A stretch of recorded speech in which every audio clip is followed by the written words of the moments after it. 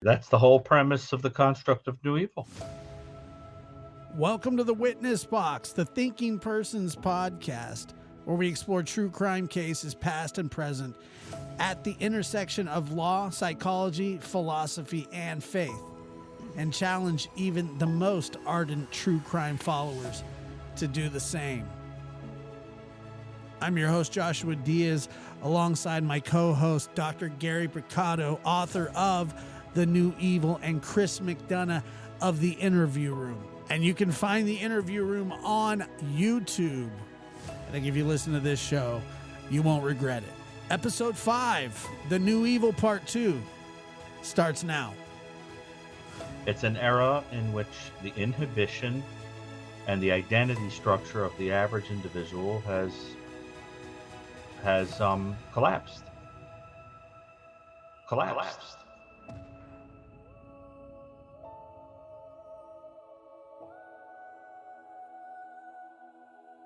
Go into that a little bit deeper. I'll give you an example of a kind of crime that I think is represents a perfect intersection between the two aspects of new evil that Michael and I talk about, right? And that is mass shootings. Now, mass shootings have been on the rise very steadily. You could trace them almost perfectly to Columbine, which incidentally was a Hitler's birthday event, like many horrible crimes are, April 20th. So what winds up happening is that the mass shooting becomes like a very American, I have to say, very American kind of phenomenon that comes in the wake of the mass sale of semi-automatic weaponry to the American public. And what winds up happening from the mid 1970s onward is this steady movement, but a true explosion of it from the late 1990s on. It's very interesting because serial killing declined in the late 90s and mass shooting incidents increased. It's almost like the way with which people expressed certain things changed, you know? And it had a lot to do with the idea that with mass murder, you get around the problem that if you kill a person with the intention to kill another one later, like a serial killer does, DNA might catch you, or certain technology would catch you. With mass killing, you can go out and do it all at once and die or go to jail, and there's no problem because half the time you're dead, and the other time you go to jail and you've killed 15 people or 20 people in one pop. And but what's interesting about mass murder is it gets right to the heart of this philosophical change, and I'll tell you why. Well, you both know, and the audience, most people in the audience are going to know that I was one of the two lead authors creating the Columbia Mass Murder Database when I was at Columbia Medical Center. It is the largest and most comprehensive database of mass murder ever done in the world. And so mass shootings are simply a subtype of mass murder. And one of the things that jumped right out at us as we looked at literally thousands of these cases, right, is that essentially one of the things these people tend to have in common, particularly in the modern period, the postmodern period, is that the trigger for mass murder is very often related to identity. So it's the idea that in the postmodern world, there's no meaning to my life except some particular thing that I do or have. My romantic partner, my job, my schoolwork, sex, money, power, whatever, a political or religious affiliation. And what happens is that to the very modern person, when that thing is taken from you, it is almost as if your entire identity has been completely negated. So what you see with a lot of these people is somebody stole away my wife. So now I take a firearm and I go into public and I eliminate, 25 people out of upset. I got thrown out of school. So now I go to the school and I shoot it up. I lost my job at the post office. So now I go in with a rifle and take a, and the whole idea is you want to understand the average mass shooter in the profile. You want to ask yourself, what did they lose? Right? What was the thing that gave their life meaning? Now, in the pre-postmodern period, before the 1960s, your life meaning came from a mode that you believed in or a societal structure. It gave boundaries to you, right? And so what you're seeing now, I think, in the postmodern world is people that are attaching themselves more and more to racism, hatred, and certain ideas, misogyny, that give a them, like a black and white, them versus us idea, because having a clear enemy to fight against gives you a clear sense of identity and purpose. So you've got to hate, right? That's the whole thing. You go out, you find somebody to fight a war against. I hate that whole group. And if they were eliminated, I'd be happy, right? And that's a way of making a boundary again, or having a sense of what you think is moral justice, which is so missing in our culture. So, and it's unfortunate because it's a perversion of the healthy construct. And but you can't understand the average mass murderer without getting that there are very modern things that you get out of committing a mass murder. For example, infamy, winding up on, you have your own Wikipedia page if you commit mass murder. Okay, I've been a psychologist a long time, and I've made a lot of meaningful contributions to what is known about psychosis, personality disorder, violent crime. I've written books. I've been I've been all over the media, and I don't have a Wikipedia page. I don't have a Wikipedia page, and I don't care. But the point I'm trying to make is these people go into a public place and kill 20 people. They're in Wikipedia. And that's disturbing to me. Chris, you don't have a Wikipedia page. No, if I do, it's negative. I'm sure of it. The way people look at me sometimes. But you understand the point I'm making, though. It gives you an identity, a purpose, and an infamy. Yeah, Dr. Gary, it's funny because when you're talking about Columbine, that was exactly the thought process from very young men, that they legitimately said that they want to be remembered for this. They want to live in infamy and they want to be remembered. And they succeeded. And a lot of shooters, school shooters, or just mass shooters in general, look up to the Columbine killers, Dylan Klebold, Eric Harris, or are attracted to them. Yeah. Right. And by the way, it's funny that you say that the April 20th, Hitler's birthday. I'm pretty sure Dylan Klebold was Jewish and he had no idea what he was talking about. But however, well, we can move on from there. One of them was more of a psychopath than the other. The other one was the weaker-willed ally. Eric Harris was more of a psychopath. Yes. Yeah. Eric Harris was really, he found somebody that he could kind of, sort of like Dr. Kathleen Ramsland's, the serial killer's apprentice. Dylan Klebold was kind of like Eric Harris's apprentice, meaning, he found a kid that was younger than him, that had hate in his heart, that who had no identity, who needed an identity and a purpose. Exactly. And found it through hate. He sucked onto him. They became best friends. They bonded over hatred, and they bonded over depression and feeling like outcasts. And they said their words, Eric's words, I want to leave a lasting impression on the world. And by God, did he ever. The magic word there, actually it's a magic letter, is I. The modern favorite word. The modern favorite word. I demand. I need. And when you get a collective group think, like you're talking about, the two of them, then it becomes we demand, we think. And everything external from that thought process is irrelevant. You see destruction of property in today's society today. Okay. And then you have to say, okay, well, what is the law going to do?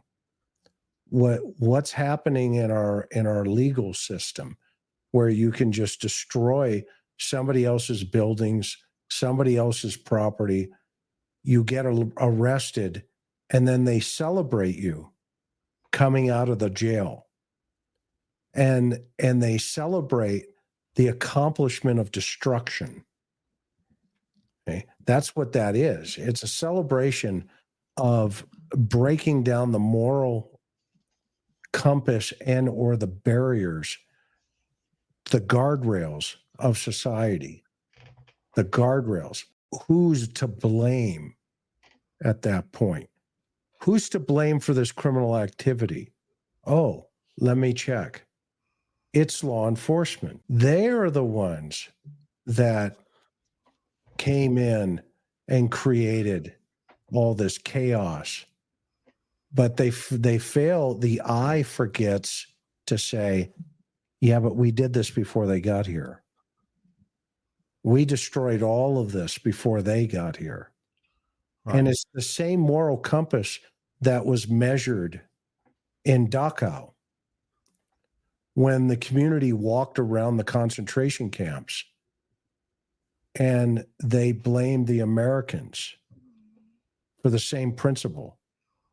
Why are you bringing us over here to see this? You're to blame for bringing us over here. And that social shift and that social context, and that's why I've said for the last 5 or 6 years, this is 1939. And now we add the dynamic of, the study that Dr. Brucato's brought out here and that he and Dr. Stone have done. Right. And I think we're on a collision course. And I'm just going to say it, this summer is going to be a collision course in this country. Because I've lived through the 60s, I've lived through the 70s, I've seen all the destruction on the streets in the 60s. I mean, my gosh, they shot a student at Kent State. That's my biggest fear, that the National Guard will get involved and it will get really, really ugly. I mean, they were killing politicians in the 60s. Bobby Kennedy got killed 1968. John Kennedy got killed 1963. All of these individuals stood for what they thought was their message, and they got killed for it. Martin Luther King got killed for it.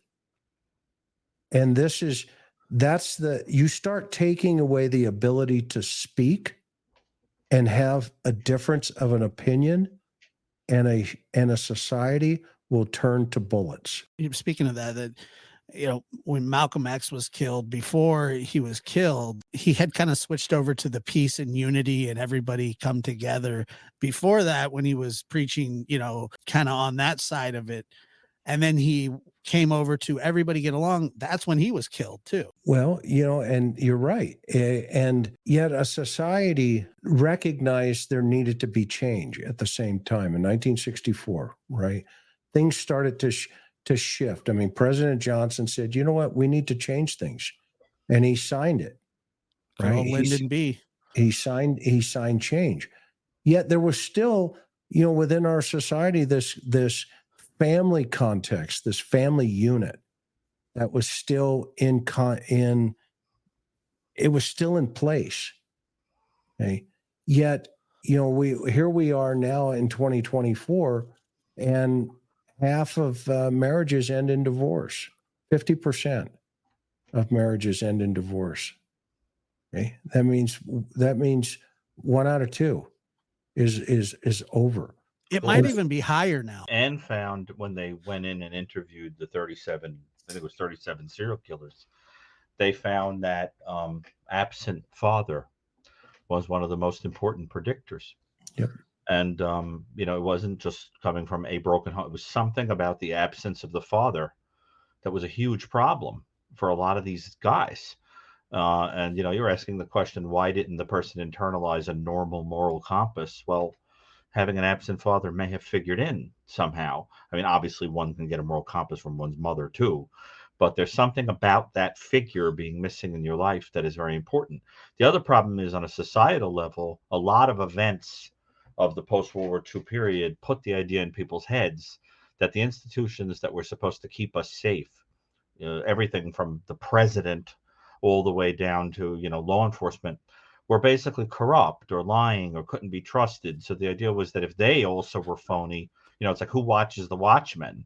So that you developed a kind of a paranoid attitude that you have to basically take whatever you want because they're lying to you, Big Brother style. These First Amendment auditors now, just the absolute ridiculous, things that they do. And they say, well, we're protecting ourselves. We're, and it could be just a security guard working at a fruit company, just keeping track of the gate, and they say, hey, you can't be here. You can't tell us. And they turn the dumbest little thing into, and people sit there and they just cheer it on. It's that counterculture, Right. Whatever the anti-establishment. authority says, you have to. We It's see always, it. yep. People who are professionals and people that are appearing on a podcast. We could come on to a show and say something authoritatively, and the fact that it's coming out of the mouth of a credentialed person is enough to make someone say, "I don't believe it. You're a liar. You're a fool. You're trying to hurt me. You're trying to hurt this person and make them look like a criminal." And you get this weird false compassion where you're more concerned about the rights of the accused murderer than you are about the people they butchered. And so you'll see things like, Your Honor, I know that the person I'm defending has been accused of raping, assaulting, mutilating 20 people, but they shouldn't be sleeping on a bed that's that hard. Right. It's a very strange. Now, I'm not saying you should be cruel in your punishment of people, but there's something very weirdly misplaced about the compassion. And I think it's like Nicholas Cruz. It's like Nicholas Cruz case, right? It went to the jury. Obviously he had pled guilty and all that kind of stuff, but the sentencing, is he going to get death or is he going to get life in prison? And it was voted 11-1 in favor of death. But that one juror saved him because they didn't feel that it was appropriate for him to be put to death. And you're sitting there going, okay, this is Florida. This is the United States of America. If the death penalty was ever created for somebody, Nicholas Cruz is one of your guys, and subsequently after that, they ended up changing it. It needs to be an 8-4 majority. And they did that, because people were just astonished that, it was, so I get what you're saying, that they were having compassion, but where's the compassion for the children that were laying all over the school, the families that had to listen to those recordings of their children being shot and crying in court and begging the court to have some justice? And they had a chance to use the death penalty, in my personal opinion, in the proper way. And it was blown apart by one person, right, who said, well, the bed that they're sleeping on is way too rough. It shouldn't be that way. So I get exactly what you're saying. It's complicated because, first of all, what people think about the death penalty, that's a whole other topic, right? Totally. I mean, as a Christian person, I have a hard time with it because, it's, first of all, Christ was executed. And it's complicated because I'm not sure what one accomplishes by killing a person because they have killed other people or whatever.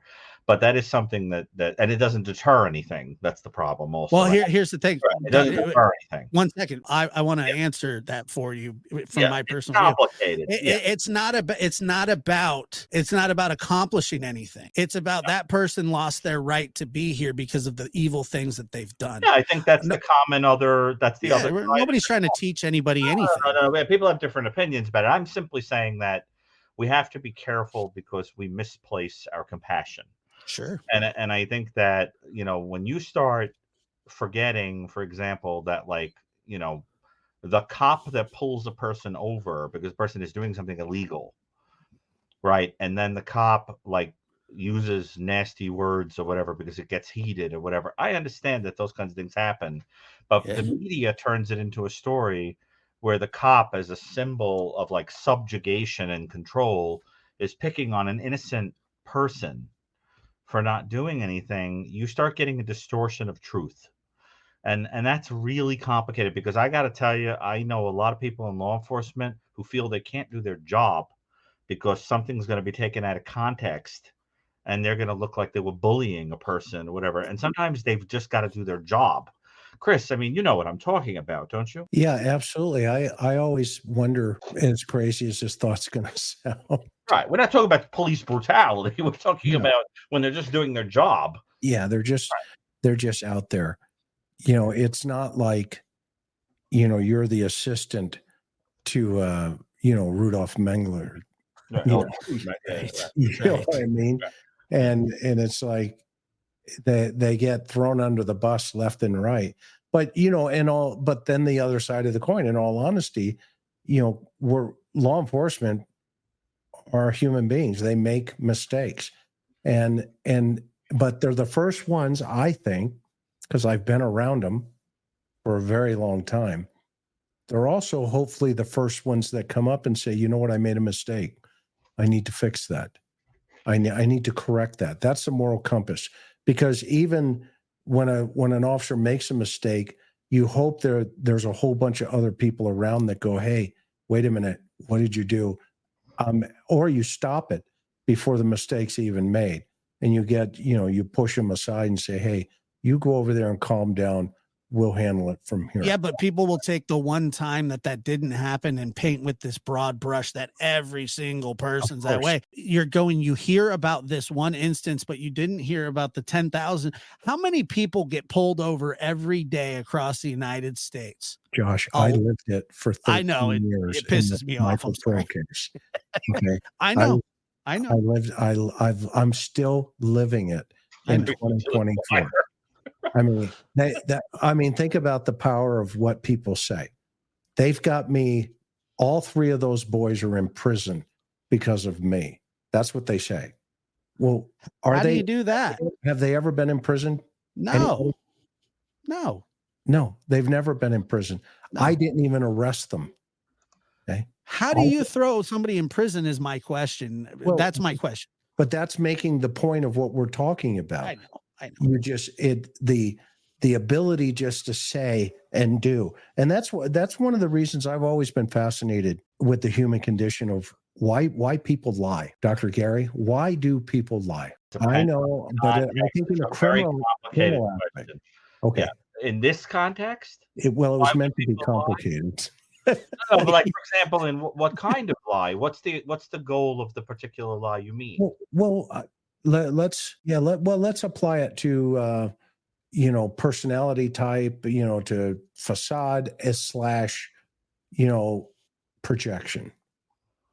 Well, first of all, at its essence, I think there are two broad categories of lying.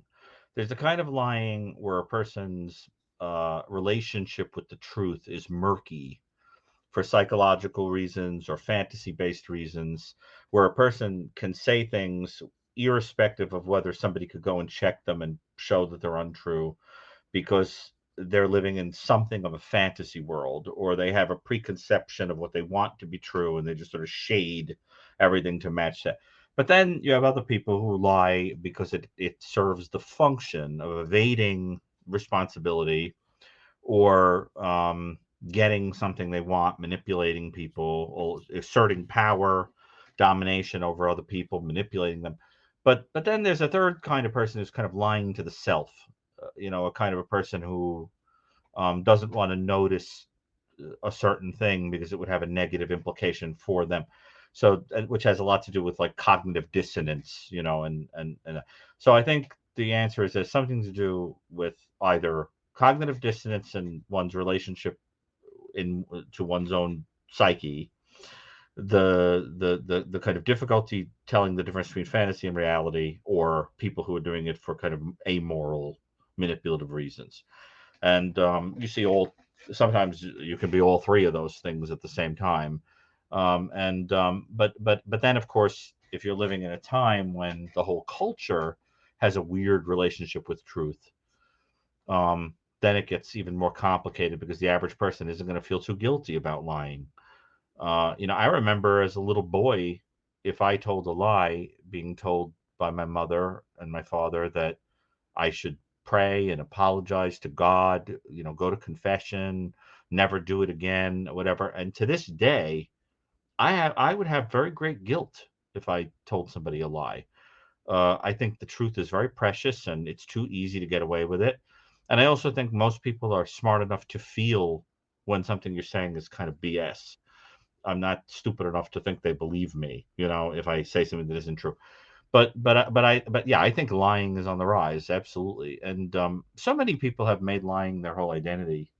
If I construct myself to be an influencer on social media, that's what I am. and then What if everything you you pretend to convey be is right. somebody you're not in Right. law enforcement? Well, yeah, that's a whole other story. I mean, it's complicated, Chris, because you have to remember that cops are ultimately super ego figures. They're Yes, absolutely. A dominance, no question. right. They're ego, super ego figures, and as a consequence, all the anger towards the church, God, society, our parents, the powers that be, they're all going to get projected onto people in uniform, and even when they're just trying to do their job, because they are symbols of I am here to limit you.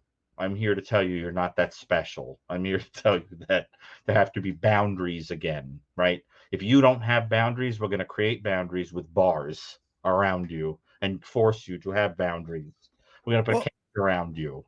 what type of person doesn't like cops? People who have a problem with morality. Criminals, yeah. Yeah, that's what I'm saying. It's one of those things. When I was a kid and I'd hear like a siren, and for my own messed up reasons, it would always trigger something in me as a little child where I'd run inside because I didn't know what was going on. I would just hear this emergency sound, and cops were polarizing figures to me as a little boy. You look up and you go, wow. And now as a 38-year-old man, cops, I respect cops, but they're not too polarizing to me. They're actually there to help me because I'm not committing crimes. Therefore, I have no reason to dislike the authority that comes down on me. I don't understand the super ego. Can you explain that to me a little more? Because I don't The quite get super it. ego is essentially your conscience. It's the part of you that tells you what's right, what you should do. It's the part that makes you feel guilty. It's the part that tells you you should inhibit yourself. It's essentially the embodiment of most of our religious, philosophical, and societal taboos and kiboshes on things, and what happens is that a lot of people feel that conscience has limited them because they feel guilty for things that are perfectly fine, and so as a consequence they should overthrow anything that tries to tell them you don't have a right to be you. And then what happens is you wind up with subgroups in the population that applaud it and tell the person the entire social order needs to be turned on its head. We love you for doing that thing, right? For being bad, whatever. Well, so that is complicated because then what you wind up with is sheer id, the opposite of superego, right? Giving in to all the impulses, giving in to all the libidinal sex aggression, giving in to the desire to punch the person that has upset you, giving in to the desire to steal, to lie, to manipulate, to whatever, without any guilt. And so that, I think that's where we get a little twisted, is when people Well, think yeah, there's I mean, to in a bend. society context, Right. for a cause, for an example, how do you stop traffic in the middle of the road? And then they chain themselves together. I mean, what because in the 70s, by the way, we had the big freeze coming. You remember it was global cooling. And here we are, 2024, it's global warming. And we have, we only had 12 years. How far are we into those 12 years, by the way? Right now? 37, 41, something like that. No, seriously. I mean, I think, what are we, 7 years into it now? When did the big movie come out? That 2012. Okay, so what are we? We're actually 12 years right now. Well, yeah, 12 years. The movie came out in 2012, and we're 12 years down the road. That movie sucked, by the way. It wasn't even any good. Right. I don't want to go there on the movie as a whole, but I know it still sucked. But the thought process was there was a group think of we're all dying in 12 years. New York City would be hit with tidal waves, and all of Florida would be underwater by now. Right? And there was a whole movement that created itself around this principle and this thought. And this is the power of words and the power of thought today and the power of manipulation. Who manipulated the messaging? Because I remember as a kid climbing underneath the desk, duck and cover. For the nuclear bomb? Because they're going to drop a bomb on us. Yeah, it'll help you. It'll help you a lot. At the time I was living in Hawaii, And so, you know, we were on the Pacific, and by golly, we were going to get hit first. You know, it was going to happen. And, you know, then here we are today, and, you know, these kids were told, you know, put this over your face, put a piece of plastic around everybody.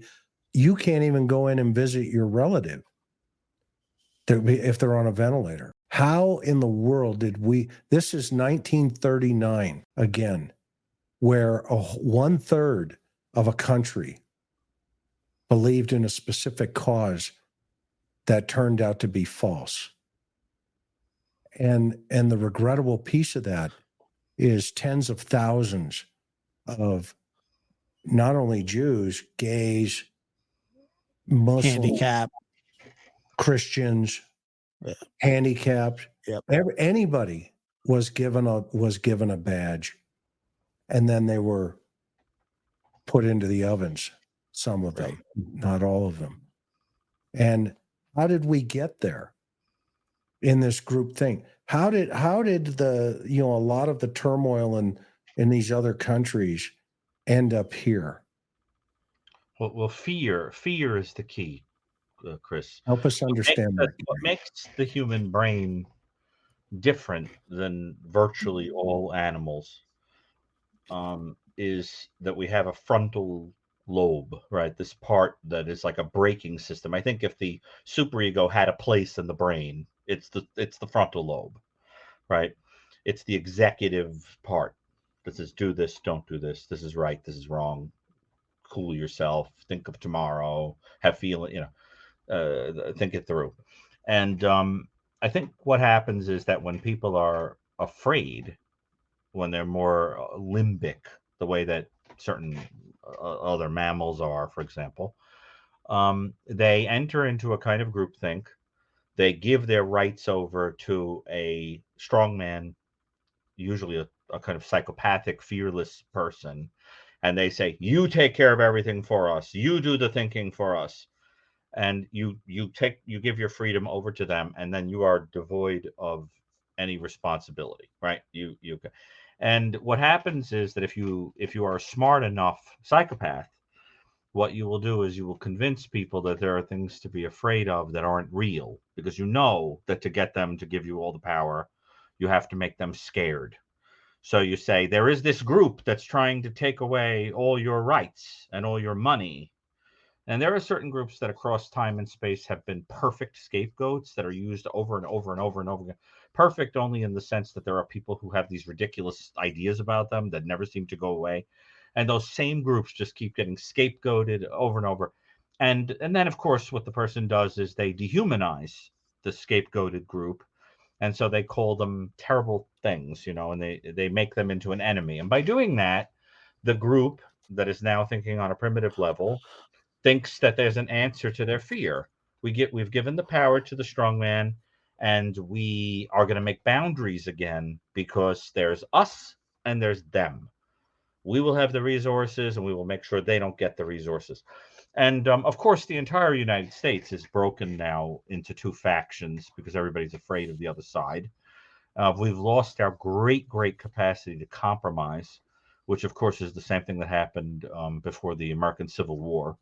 Where our great capacity to compromise fell apart, and which is a very scary point if you contemplate it. And I think it all has to do with the animal brain and losing the capacity for frontal higher order thinking. And what happens, of course, is if you sit and you just have a conversation about it, you go, "Wow, how stupid some of this stuff is," you know. And I think the answer to why people do things where the science is murky or whatever is they're just looking for something to do that makes them feel that they have control again. You know what I mean? I mean that's it. Now, listen, I without getting into politics, I think that, like, for example, you referenced COVID. The fact of the matter is, people had no idea what they were doing. It was just like this thing came out of nowhere. It was scary. You had to prevent mass hysteria. So you gave people these very like black and white concrete things to do. And you said, if you do this, it's going to make you safe. But the problem is that the science wasn't available yet to make such statements, right? So it's complicated because, I mean, I think it was, you know, we had to do something, but it's like now that the science is available and people are revisiting it, they're going, you know, that actually doesn't do anything. That actually doesn't help. I think a lot of it has to do with a sense of control. And don't you? I mean, it's to give Yeah. people something to make them feel so that they don't feel that they could, that death is at their door and they're about to lose everything. And I think the fear of annihilation is central to so many things right now. Take a look at the movies that won the Oscars this year. What are they about? Oppenheimer. Right. Annihilation, decimation, the whole world blowing up, dying, everything. And you're seeing now one of the greatest fights right now in the United States is over life. Why? Because the country is afraid that the whole human race is going to die. So what you've got is people that are fixating on the idea that we have to populate the world or we're all going to die. And Yeah, so but you know what? That it's same very movement interesting. during the 70s was Right. overpopulation. Yeah, because they were afraid that Remember? the overpopulation would lead to starvation. So it's It's all about right. It's You got it. it's the opposite, and That's and right. we're seeing it with global cooling and global warming. It's the Hey, opposite. was Oppenheimer any better than 2012? I didn't see Oppenheimer. I thought No, Oppenheimer was a wonderful film. other than the Very trans. I got to about- tell you, it's very important to know that the movie 2012 with John Cusack was terrible. Chris, I know you didn't want to get into it, but I got to tell you, it's a terrible movie. John Cusack, terrible choice. Yeah, I know. What I think we've lost well, I don't know if we've lost it. I still have a lot of hope personally because I have 5 grandchildren and 3 children that are raising the world here, hopefully. But I think we've lost the ability to not necessarily on a social network in a total society principle, but I think we've lost the ability to critically think. We don't have the analytical skills, the evaluation skills, Right. the interpretation skills of information, and it's always like this idea you have to walk on this ice sheet, and at any time the ice can get really thin and boom, you collapse. And in today's world, I guess they call it the cancel culture, where boom, you can get smashed through social media and other. Well, Chris, you're saying something very important. Okay, hit me. What you're saying is that the removal of the modes that gave people a sense of right and wrong and punishment and justice has required a replacement. Yes. And the replacement in contemporary culture is the PC movement, where the idea is that you hover over everything a person says and you find what is an injustice or an immorality in it, and you attack them and destroy them for it. But the problem is that underlying what it is that you have an issue with the person saying is your particular philosophy, and it may not be the other person's. So it's the idea that so you become like a little pope that kind of says, if you don't use that word, you're insensitive and bad, and therefore you don't deserve to be famous or you don't deserve to have power. And that's very complicated because I have to tell you, I don't know too many academics. Right? It's the same analogy of in 1933, you don't have blue eyes. Right? I mean, it's that simple. You don't have blue eyes. I had somebody one time, not long ago, within the last couple of years, I said, because as a child, I grew up in Hawaii, in Kailua, okay, up until my dad got, transferred to Vietnam. Then we moved to my grandmother in Boston and lived with her. But I said the word aloha, and the person that heard it came up to me and he says, you've just appropriated the Hawaiian culture. That's what he said. I know. It's so and I was like, ridiculous. oh, well, I'm sorry. I did not know that. You're a culture vulture, dude. Well, and I asked him a question. I said, if a Hawaiian says hello, did he appropriate the Irish culture? And the guy, I sent the guy, I think, into the atmosphere. He went absolutely nuts. I think you're sending Dr. Gary into the atmosphere. And then, of course, it went from there with him. And I just said, have a great day. And I walked away, going, well, that's going to leave a mark, and not intentionally, but it was so sensitive. It was almost, the ability to use reasoning and logic and to create a better way of thinking, i.e. collectively. Because I asked him, I said, oh, well, how does that affect you? How does that affect you? He goes, well, I was offended by it. I said, well, you're not Hawaiian. So, how are you offended by it? And he goes, well, what do you know about the Hawaiian culture? And I said, I lived over there and I'm not Hawaiian, but I love the Polynesian Hawaiian people. I met Duke Matamoku when I was, a young boy, Blue Makua, Steamboat. I met the original Beach Boys. My dad introduced me to them many years ago. It was great. And I don't remember it, but we have a picture of it, right? And it was like, I went to, schools over there in Keola Hills. I lived in Keola Hills for a while, and et cetera, et cetera. But that's not important. What I was saying is this person was so quick to immediately stick the dagger into my thought process that I had blue eyes. Oh God! And, well, that's so sad, Chris, because and they used the word offend. Oh yeah, he was offended. In fact, he came over to I invited him over to my house for dinner to talk about it. And he came over and he ended up leaving because he was upset with me because, he started saying all these other things, and to be honest with you, he got to the point where he called me a Nazi. And that's when I said, you know what, I sure appreciate you coming over. But the Nazis would say aloha. I mean, I don't think so. It was quick for him. He went 0 to 60 pretty fast. Well, it's interesting that the word offend comes from the Latin ob, meaning against, and fendere means to like strike, right? To strike against, literally. And what is it in using the word aloha to be welcoming that is a strike against someone? What's the part that's aggressively attacking? Actually, it feels to me a lot more like inclusion and it is. Well, he's a white guy using a term that is natives of the land that he's inhabiting. But wasn't it an attempt to? It was solidarity. What he was saying. Yeah. It was used in solidarity, not in appropriate. Right. But just because somebody's offended doesn't mean what has been said is offensive.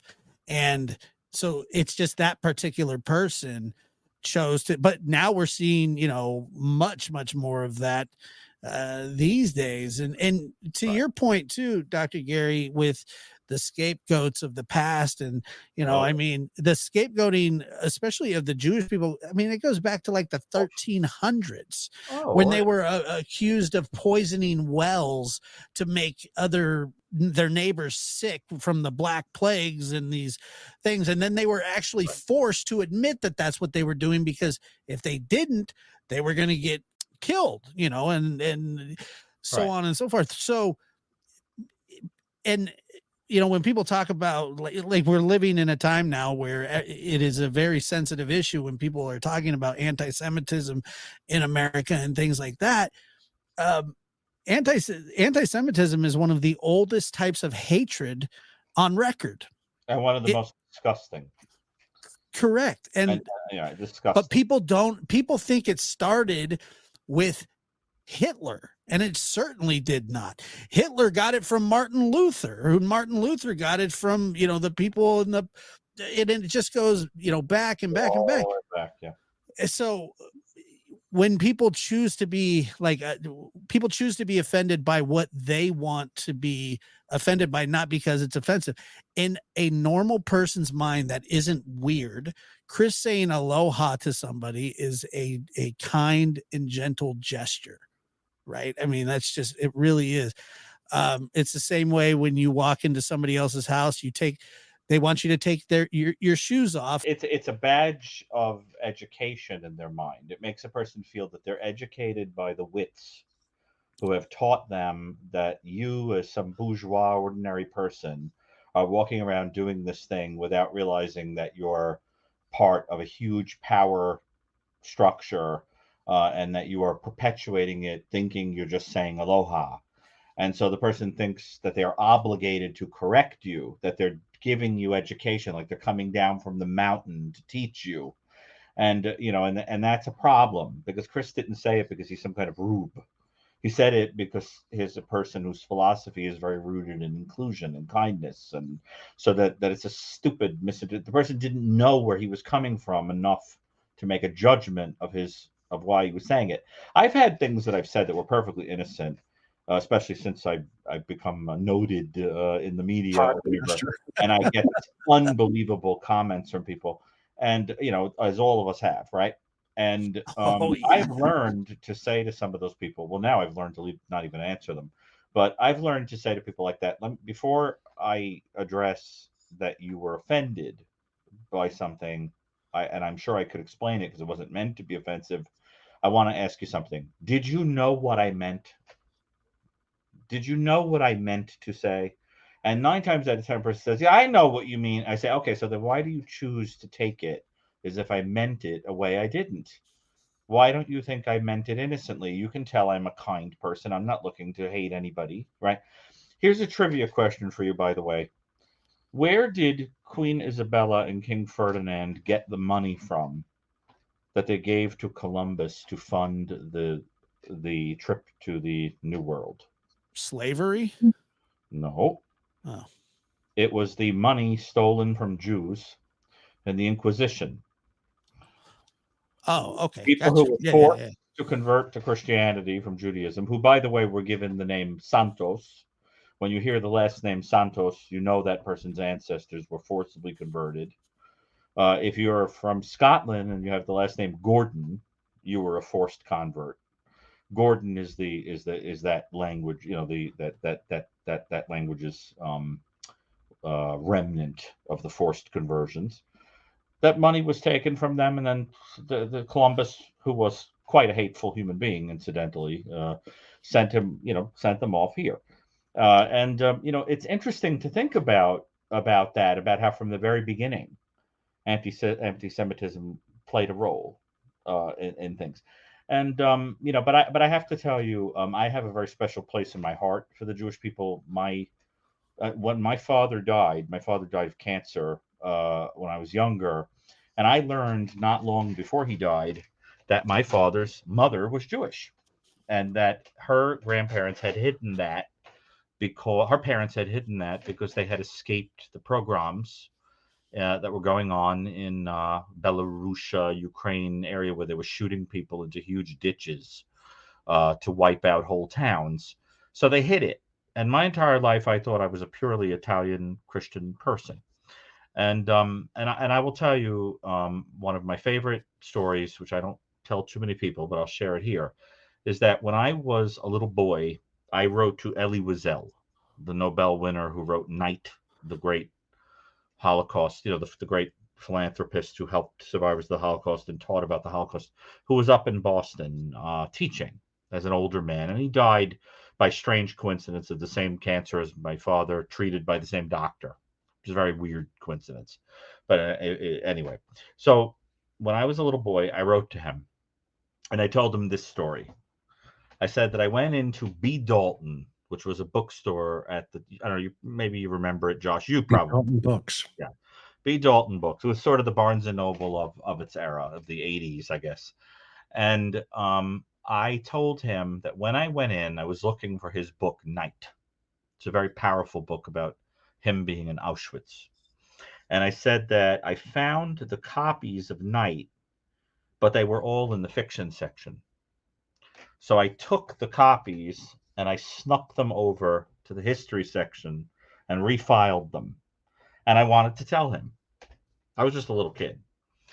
And he wrote me back. I still have it somewhere. He wrote me back and he said that he wept over the letter in the office. And he said, One day you will understand the significance of the gesture.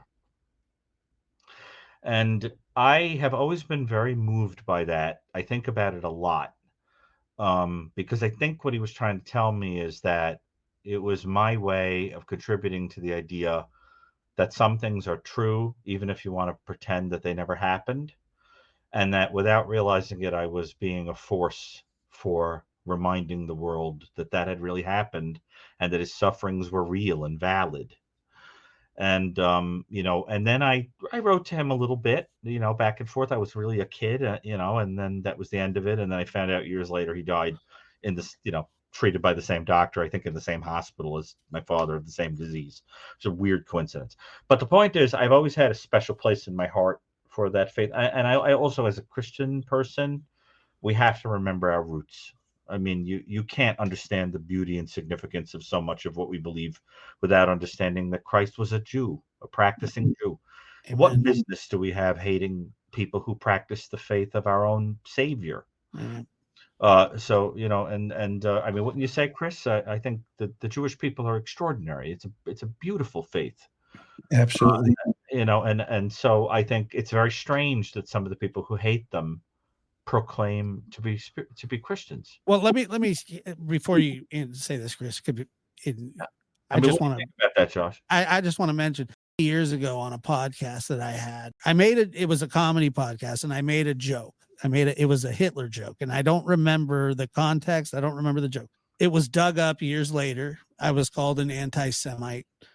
And people were like, "Oh, well, he's anti-Semitic. He made a joke." When my job at that time was to tell jokes, and we were being edgy and stupid and whatever. And when I was kind of sort of confronted with it, like Chris was talking about, sort of cancel culture at one time, when I was confronted with, and I did some thinking, and I said, "Well, what reason would I have to hate the Jewish people?" And I couldn't come up with one reason. I just couldn't fathom. When I said the joke, it was a joke, and it was most certainly in bad taste, but that was kind of the point, of the joke or whatever it was. And it was, I can't even remember that. And I sat back and thought, why I don't really hate anybody. If I hate people, it's usually on an individual basis because of who they are, not because of where they come from. And as somebody who grew up as a Southern Baptist, the Jewish people are very dear to my family. We're very, very supportive. The religion itself, like you said, and I've since then I've just learned a lot about like Jewish culture and the history of where anti-Semitism really started from. And it is really eye-opening. And then now I go, well, now I see why just saying something so flippant and stupid is actually really offensive to a lot of people. I'm very proud of you at this moment, because you're doing something that I think a lot of people can't do, and I think it makes you quite a man, which is to admit that you did something in the past that you're ashamed of, and you learned from it. And I think that in our culture, what we try to do is pretend that the mistakes of the past didn't happen. We take the statues down and, try to wipe away but we take down a statue of a great person because we find out that, in the 1600s, they were a slave owner, or that they did something that in our, we've come to see is wrong morally, but in their culture was more accepted, right? So we eradicate it instead of saying, let's learn from that. Let that be a reminder that we shouldn't do that. And I think what you're doing, the ability to kind of revise and say, on second thought, I don't feel that way anymore, and then to say it publicly, I think that takes a hell of a lot more goodness and self restraint and kindness than a lot of these people that would be mad at you for the past mistake, because that's the whole problem in our culture is we don't seem to comprehend that people change. It's like it's that the thing you did in the past, you're frozen. Well, the one thing about it was like Redemption. when people were because it was I guess it was comical, and some people did actually find it funny, but as it was dug up later, things in retrospect, you look back and you go, yeah. My first defense was I was just joking, because I really was. But then I started thinking and I go, well, Jokes have a lot of power. I was joking, but I still said it. And it was insensitive, and it was, I guess it was really insensitive, because I didn't fully understand the just really the context of what I was saying and how I said it. And it was just a real flippant thing, it was just I'm proud of you, Josh, because you see, what you're doing right now is the difference between being Peter and being Judas. Peter made a mistake, cried his eyes out over it, said he was sorry, and never did it again. Yeah. Judas despaired and came to the conclusion that once you did a terrible thing, it wasn't possible to be forgiven, so you might as well kill yourself. And that's a kind of presumption. I think that what you're embodying is the idea that, like, a person who's in a relationship with God and is trying to self-better is going to make a lot of screw-ups. I think Chris and I have never screwed up. What, are you kidding? And I mean, my God, I should get the electric chair for things that come out of my mouth when I think about it.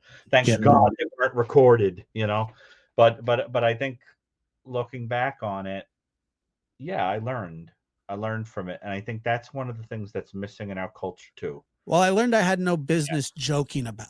That's what I learned, and that it was a subject that I just needed to stay away from, wedging it into trying to be funny. Not a subject that I should stay away from talking about, but it's when you break it down to first of all, I'm not Jewish. Okay. So I was like, oh, I understand that. And I also understand that it's one of the most horrific times in the history of the world. It really was. Yeah. And I had no business joking in that way. Right. But I always joke that one day when we get to heaven, it'll be like a big table, and we'll say, but I hate that person. What are they doing here? And God will say, shut up. That's your brother. Sit down and eat. In other words, it's kind of like the way, you know what it is? It's like that family member that drives you crazy and you think you're better than them. Yeah. And your parent just says, shut up. That's your brother. That's your sister. Sit down, eat, get over it. And I just kind of feel like it's going to be filled with so many people that we thought, we're going to be here. Yeah. I'm actually I'll be mostly surprised if I'm there, but I think the whole point is that it's that how do I say this? I think that people who wind up in heaven begin their heaven here, and people that wind up in hell begin their hell here. And when you look at some of the people in this world right now, it feels like hell opened the door and stepped into life now. And there are people that you encounter and you're with them and you feel where they're going. You feel it. You feel the isolation, the abandonment of truth, the hatred, the seething rage, the perversion, the twistedness, the inability to look backwards and say, I shouldn't have done that. And then you meet other people and you know in your heart that there's some little glimmer of God in them. And I mean, Chris, wouldn't you say, don't you encounter people like that? You meet them and you go, wow, that person is proof that there's something else. Yeah. And the way, I don't know if I'm explaining myself well. No, I get it personally that I wrote a song a long time ago. And the title of it is God Does Not See in Color. and one of the lyrics is, why do we? Right. And I wrote it after there was a shooting in Los Angeles where a guy walked into a Jewish preschool and he started opening up on these children, small children, because they were Jewish. And I never understood how the human condition can get to the point, and I know I keep reverting back to the Holocaust, because the Holocaust was inclusive of when today we see the streets saying genocide. Yes. Okay. Yeah. And we have to ask ourselves, what does that mean? The power of that word. What does it mean when we have young, kids, rich children with, spoons in their mouth from birth at some of the most prestigious universities in the United States, and they're declaring allegiance with potentially the same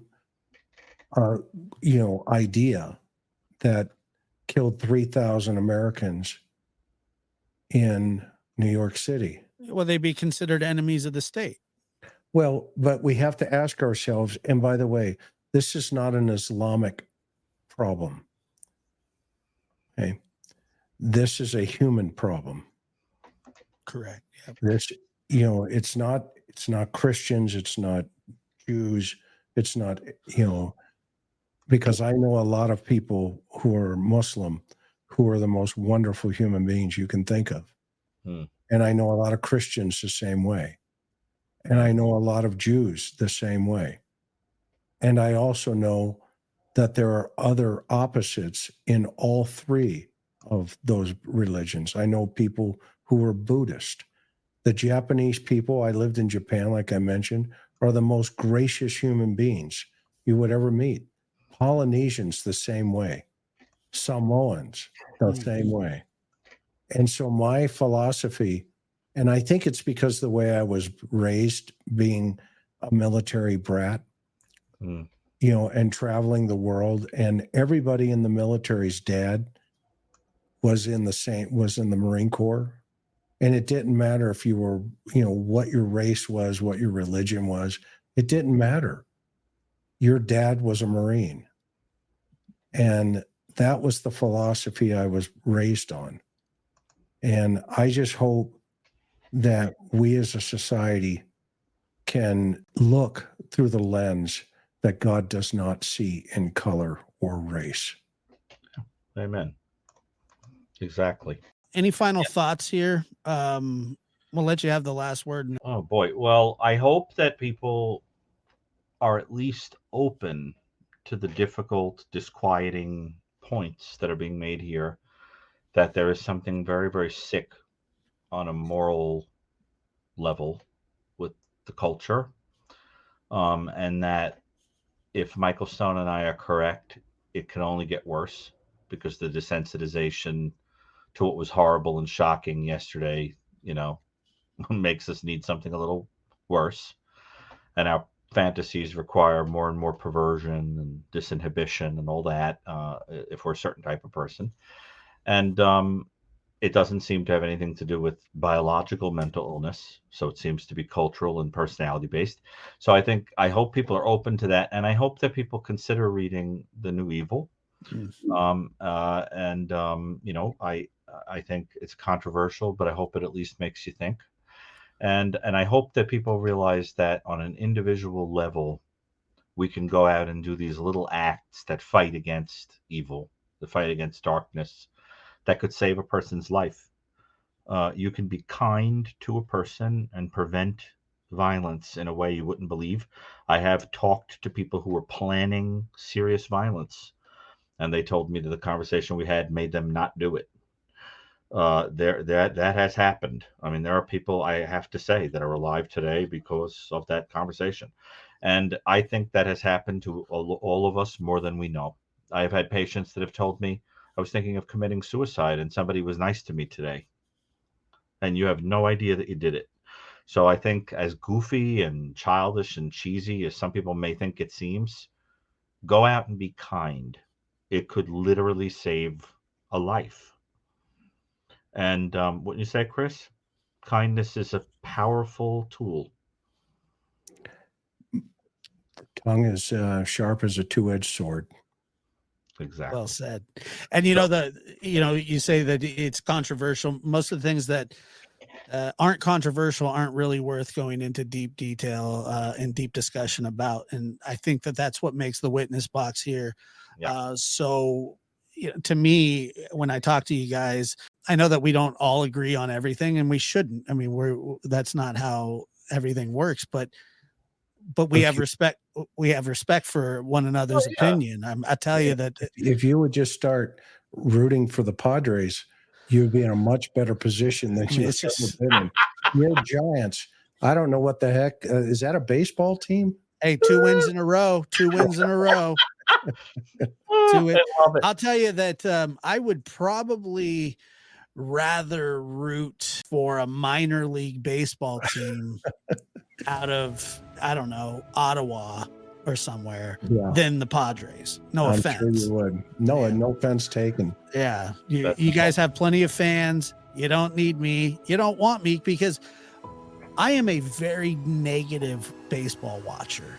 I know. I'm telling you, it doesn't win. Well, Chris, that's true. It's too much. It's a fantasy world, really, is what it is. It's faux baseball. Like Dr. Gary would diagnose me with something that would probably make me rethink even watching it. That's so funny. Well, that's a good show tonight. I think good show. I think it was important.